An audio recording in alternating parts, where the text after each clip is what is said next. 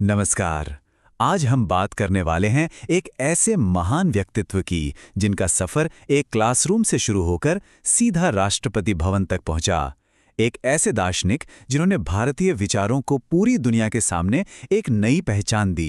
तो चलिए आज भारत के दूसरे राष्ट्रपति डॉक्टर सर्वपल्ली राधाकृष्णन के इस जबरदस्त जीवन को करीब से जानते हैं। जरा सोचिए, कोई इंसान अपने जन्मदिन से ज्यादा अहमियत शिक्षकों को दे। बस ये एक लाइन ही डॉक्टर राधाकृष्णन के पूरे व्यक्तित्व को बयां कर देती है। ये सिर्फ उनकी सादगी नहीं, बल्कि शिक्षा के प्रति उनकी वो गहरी श्रद्धा थी जिसने उनकी पूरी जिंदगी को एक दिशा दी। तो उनकी एक साधारण शुरुआत से लेकर दुनिया के महान दार्शनिक बनने तक और फिर देश के सर्वोच्च पद तक पहुंचने के इस पूरे सफर को समझने के लिए हम उनके जीवन को इन 5 अहम पड़ावों में देखेंगे। हर बड़ी कहानी की एक शुरुआत होती है। तो चलिए सबसे पहले जानते हैं कि वो क्या माहौल था, वो क्या बातें थीं जिसने एक छोटे से कस्बे के लड़के को दुनिया के सबसे बड़े विचारकों में से एक बना दिया। तो कहानी शुरू होती है 5 सितंबर 1888 को। तिरुत्तनी के एक साधारण ब्राह्मण परिवार में जन्मे राधाकृष्णन का बचपन किताबों और धार्मिक माहौल में बीता।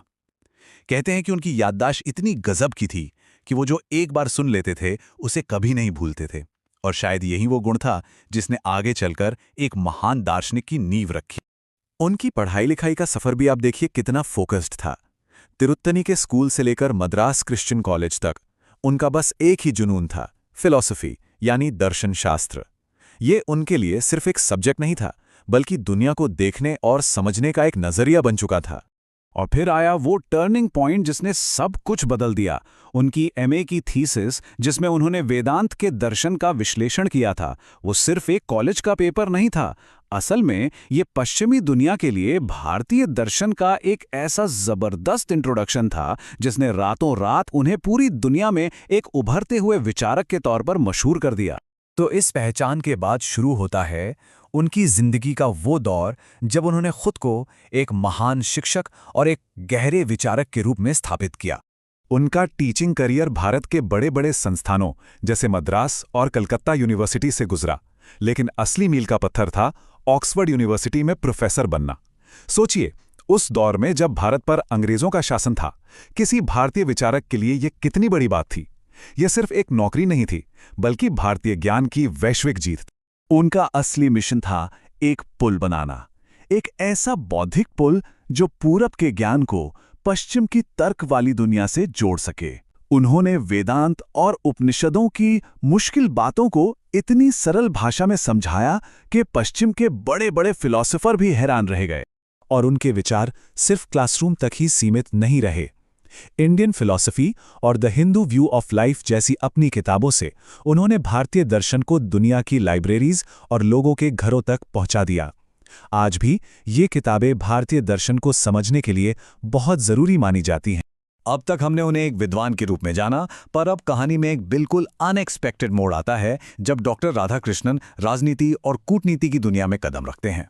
सोचिए, एक फिलॉसफी का प्रोफेसर सीधा डिप्लोमेट बन जाए। 1949 में उन्हें सोवियत संघ जैसे बड़े देश में भारत का राजदूत बनाया गया। और कहानी यही नहीं रुकी।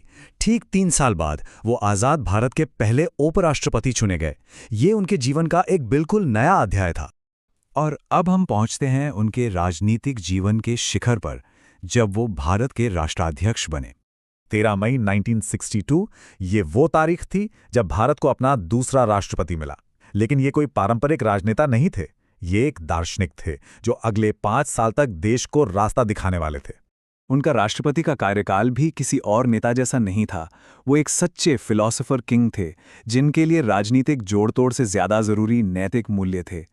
उनके भाषणों में राजनीति कम और शिक्षा, शांति और इंसानियत का संदेश ज्यादा होता था। तो चलिए अब उनके जीवन के आखिरी हिस्से पर चलते हैं और देखते हैं कि वो हमारे लिए क्या विरासत छोड़ गए और उन्हें क्या सम्मान मिले। और यहाँ कहानी वापस वहीं आ जाती है जहाँ से हमने शुरू की थी। जब लोगों ने उनका जन्मदिन मनाना चाहा तो उन्होंने बड़ी विनम्रता से कहा कि इसे मेरे बजाय सारे शिक्षकों के सम्मान में मनाया जाए। आज जो हम 5 सितंबर को टीचर्स डे मनाते हैं, वो शायद उनकी सबसे जिंदा और सबसे खूबसूरत विरासत है। साल 1954 में भारत ने उन्हें अपने सबसे बड़े नागरिक सम्मान भारत रत्न से नवाजा। ये उनके अद्वितीय योगदान को देश का सलाम था। लेकिन उनका सम्मान सिर्फ भारत तक ही सीमित नहीं रहा। ब्रिटेन के ऑर्डर ऑफ मेरिट से लेकर टेम्पल्टन प्राइज तक पूरी दुनिया ने उनके ज्ञान और योगदान का लोहा माना। तो चलिए, अगर उनके जीवन के सबसे जरूरी फैक्ट्स को एक नज़र में देखें तो ये कुछ मुख्य बातें हैं। 5 सितंबर, जो उनका जन्मदिन भी है और शिक्षक दिवस भी, देश के दूसरे राष्ट्रपति के तौर पर उनका कार्यकाल, और 1954 में मिला भारत रत्न। 17 अप्रैल 1975 को 86 साल की उम्र में डॉक्टर राधाकृष्णन का निधन हो गया। वो भले ही इस दुनिया से चले गए, लेकिन अपने पीछे ज्ञान, शिक्षा और नैतिक मूल्यों की एक ऐसी जबरदस्त विरासत छोड़ गए जो आज भी हमें प्रेरणा देती है। और जाते जाते एक सवाल आपके लिए छोड़ जाते हैं। जरा सोचिए कि अगर किसी देश का नेता सिर्फ राजनीति से नहीं बल्कि एक गहरी सोच और दर्शन से चलता हो तो उस देश का भविष्य कैसा हो सकता है। डॉक्टर राधाकृष्णन का जीवन हमें इसी सवाल पर सोचने को मजबूर करता है।